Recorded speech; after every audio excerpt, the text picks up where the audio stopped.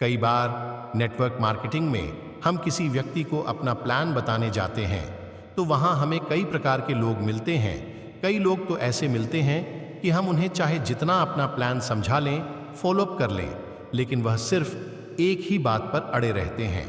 ऐसे लोगों के लिए और अपनी टीम को ऐसे लोगों के बारे में समझाने के लिए यहाँ एक बहुत ही ज़बरदस्त शॉर्ट स्टोरी यहाँ पर बताई गई है जो आपको नेटवर्क मार्केटिंग में बहुत मदद करने वाली है। यह स्टोरी है नीली घास के बारे में, जिसमें एक गधा होता है और चीता, और यह कहानी बहुत ही शानदार है जिसमें जंगल के राजा का फैसला तो बहुत ही ज्यादा रोमांचक है। एक बार जंगल में गधे और चीते के बीच एक अजीब सी बहस होने लगी। गधा कहता है घास नीली होती है और चीता कहता है घास हरी होती है। उन दोनों के बीच ये बहस काफी देर तक चली। फिर उन दोनों ने फैसला लिया कि घास नीली होती है या हरी होती है, इसका फैसला जंगल का राजा करेगा। फिर वह दोनों जंगल के राजा शेर के पास जाते हैं। शेर के पास रोज सभा बैठा करती थी और सारे जंगल के जानवर वहां उपस्थित हुआ करते थे। जब गधे और चीते का केस राजा के पास आया तो शेर ने पूछा, बताओ क्या परेशानी है? तो चीता कहता है, राजा साहब ये देखो, ये गधा पागल हो गया है। ये कह रहा है कि घास नीली होती है, जबकि हम सब जानते हैं घास तो हरी होती है। राजा चीता की बात सुनने के बाद गधे से पूछता है, पक्की तुम बताओ? तो गधा कहता है, मगर राजा साहब मैंने अपनी आंखों से देखा है, घास तो नीली ही होती है। ये चीता गलत कह रहा है कि घास हरी होती है, इसे सजा दीजिए। फिर चीता कहता है, ये देखो राजा साहब, ये अब भी यही बोल रहा है कि घास नीली होती है। अब आप ही फैसला कीजिए, कौन सही है कौन गलत?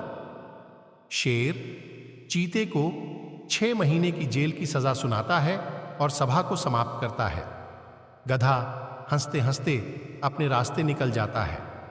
जब चीते को ले जाया जा रहा था तब चीता, राजा साहब घास तो हरी होती है। शेर, बिल्कुल सही, घास तो हरी ही होती है। चीता, तो फिर आपने मुझे सजा क्यों दी? शेर, तुम्हें सजा इस बात की नहीं मिली है कि घास नीली होती है या हरी, तुम्हें सजा इस बात की मिली है कि तुम्हारे जैसा बुद्धिमान जानवर भी एक गधे से बहस करके अपना कीमती समय खराब कर रहा है। फिर शेर वहां से चला जाता है।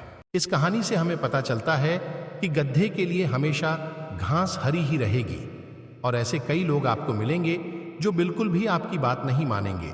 आप चाहे कितना ही उन्हें समझा लें, क्योंकि वह पहले से ठान कर बैठे हैं। इसीलिए ऐसे लोग आए, पर अपना कीमती समय बर्बाद नहीं करना चाहिए जो नीली घास वाली प्रवृत्ति के हों, बल्कि हमें उनको छोड़कर दूसरे व्यक्ति को अपना प्लान समझाना चाहिए।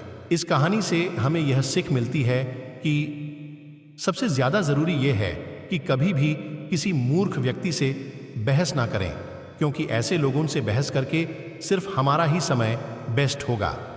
जिस तरह इस कहानी में हुआ, उसी तरह हम भी कई बार मूर्ख लोगों से बहस करने लग जाते हैं और बाद में पछताना भी हमें ही पड़ता है।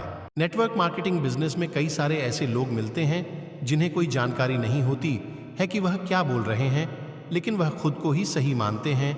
ऐसे लोगों आपको मिलेंगे, उनको पीछे छोड़कर आगे बढ़ना ज्यादा सही होगा। हमारी जिंदगी में भी ऐसे ही कई लोग मिलते हैं जो अधूरा ज्ञान होने के बावजूद भी कभी खुद की गलती नहीं मानते, इसलिए उनके साथ अपना समय व्यर्थ न गवाएं।